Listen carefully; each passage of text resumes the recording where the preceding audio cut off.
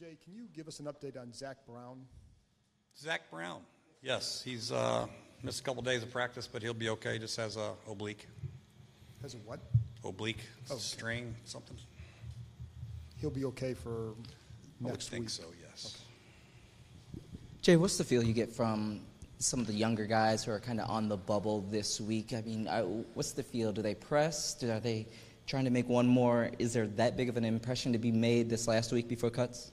Yeah, they are pressing a little bit, but they should be. You know, there's great competitions, and not only for the 53, but there's 10 practice squad spots to be had too, and that's a pretty good gig also. So, you know, it's going to be fun to watch these guys play, give them a look at an extended period of time.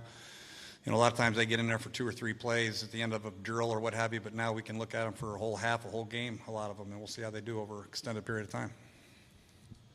With Connor Jessup, is there the chance he'll be planned to play, or is that just an emergency type situation? There's a chance. We have a package of plays ready for him. He'll be ready.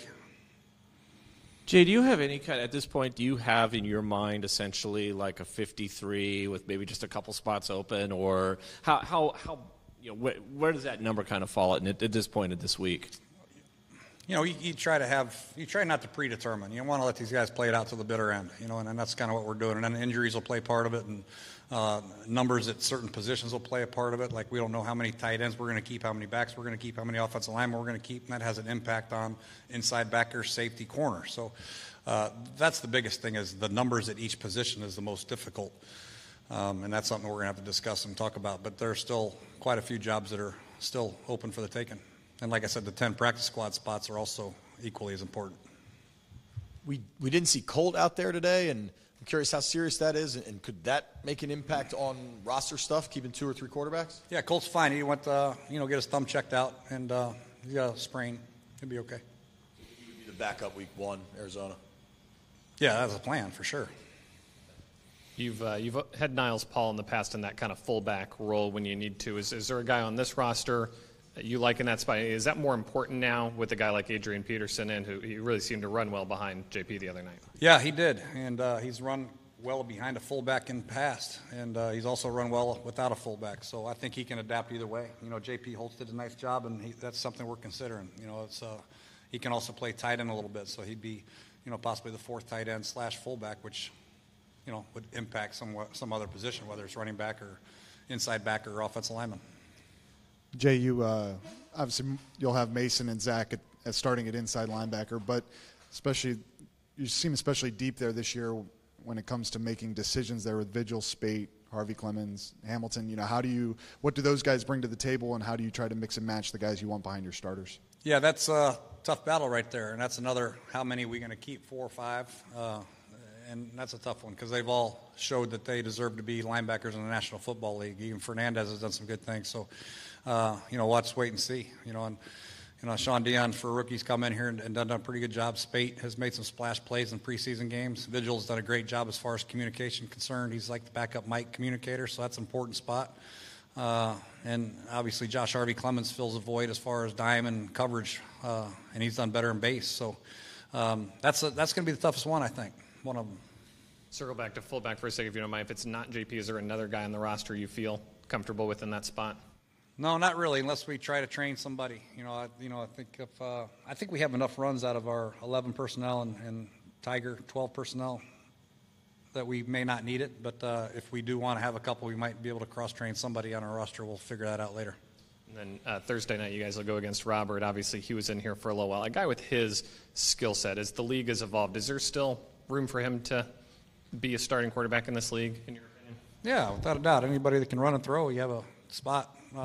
It's very, very important nowadays, mobility and a lot of the RPOs and the zone reads and all that stuff. But, it just depends on the roster and who he's competing with.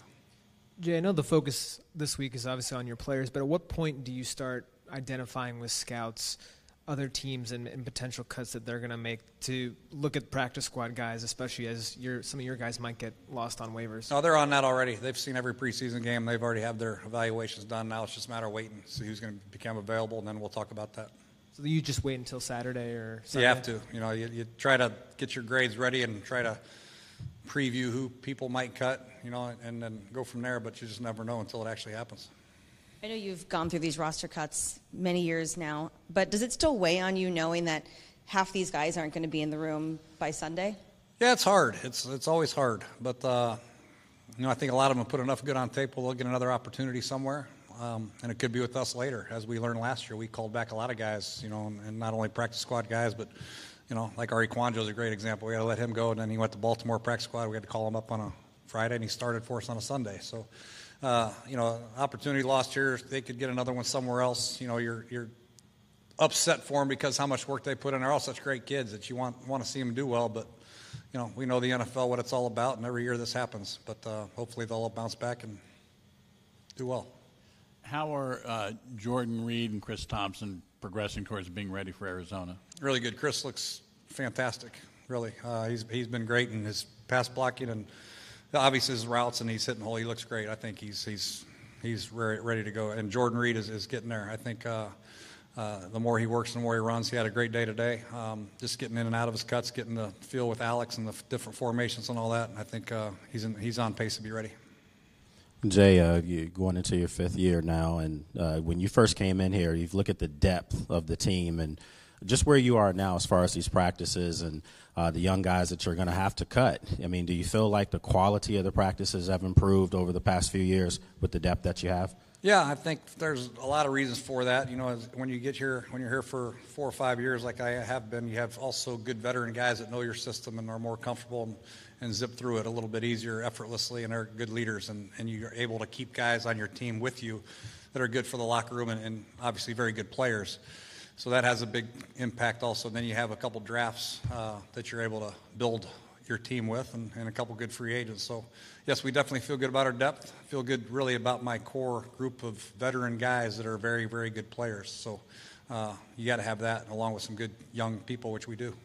We've asked you about the openers before, but do you do anything to after your 4 years now going into this one to prepare differently for an opener than you did for previous week ones? Well, we're 0-4, so we should do something different. We haven't won one yet. We've had a couple close ones. I can remember all of them. I went through them all the other day. So, one, we got to have a better sense of urgency coming out of the first game. We got to start fast and eliminate the turnover. First 2 games, we had a couple special team FUBARs first 2 years. Punt return for touchdown, a block punt for touchdown, and then we threw an interception late against Philadelphia last year in a red zone, which cost us. So we got to clean up the mistakes first game of the year and be on our assignments and be fundamentally sound. So you just watched them all over again, those 4 openers recently? I went through them all in my mind, yes, and I used some examples already in some meetings. So yeah. They're... Thanks, Tony.